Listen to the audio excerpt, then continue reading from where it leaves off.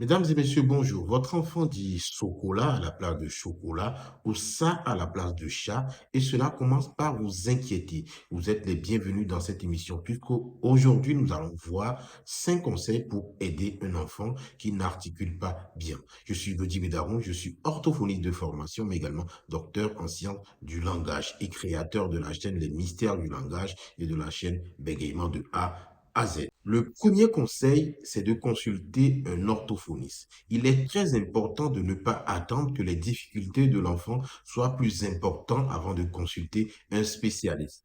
Plus vous consultez un orthophoniste tôt, mieux sera la prise en charge. La question que vous vous posez certainement est de savoir quand est-ce qu'il faut consulter un orthophoniste. À chaque fois que vous avez des doutes, il est important de consulter un spécialiste. Mais généralement, il faut noter que la majorité des sons du langage s'acquièrent de manière progressive et les sons comme le ch et le j vont arriver très tard dans le développement, voire après 6 ans.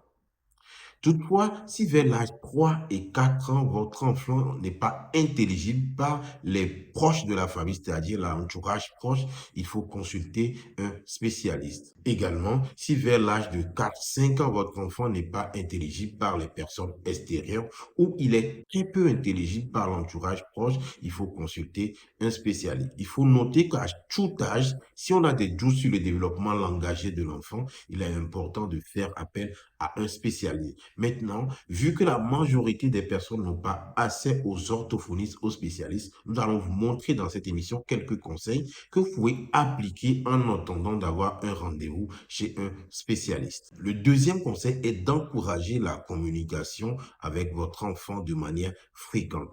Il est important dès le plus jeune âge de créer un environnement favorable à la communication. Souvent, en parlant à votre enfant et en lui posant des questions genre ouvertes, c'est-à-dire des questions qui l'amènent à mettre en place son langage ou à utiliser son langage et non de vous répondre oui ou non. Il est également important de lui raconter des histoires ou de raconter des comptines avec cet enfant.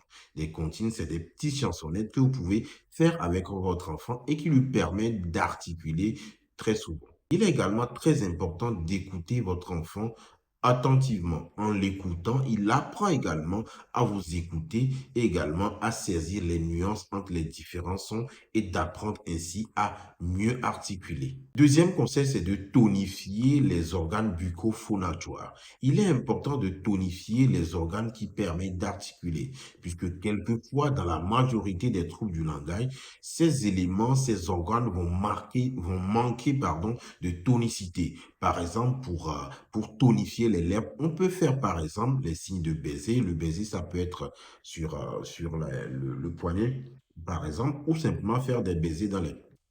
Ou simplement, on peut également simplement apprendre à l'enfant, on peut lui demander d'avancer les lèvres, puis de reculer les lèvres, ou également d'étirer les lèvres. On peut également apprendre à claquer la langue, par exemple.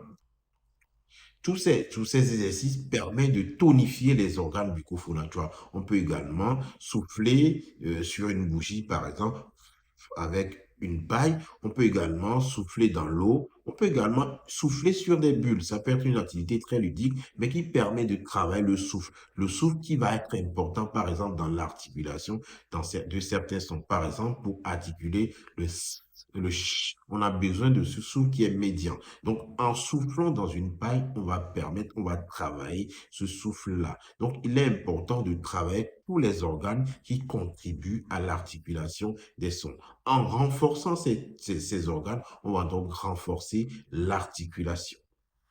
Quatrième conseil, la lecture. La lecture expose votre enfant à un nombre varié de mots et de lexiques. Ainsi, en les écoutant, il apprend à les prononcer. Toutefois, il faut noter que dans cet exercice, il est formellement interdit de faire répéter l'enfant. En faisant répéter l'enfant, on lui dit à chaque fois, tu fais mal, tu parles pas bien. Et cela peut développer certaines pathologies comme le bégaiement, par exemple. Quatrième conseil, faire preuve de patience. Il est important de noter que articuler correctement des sons peut prendre du temps.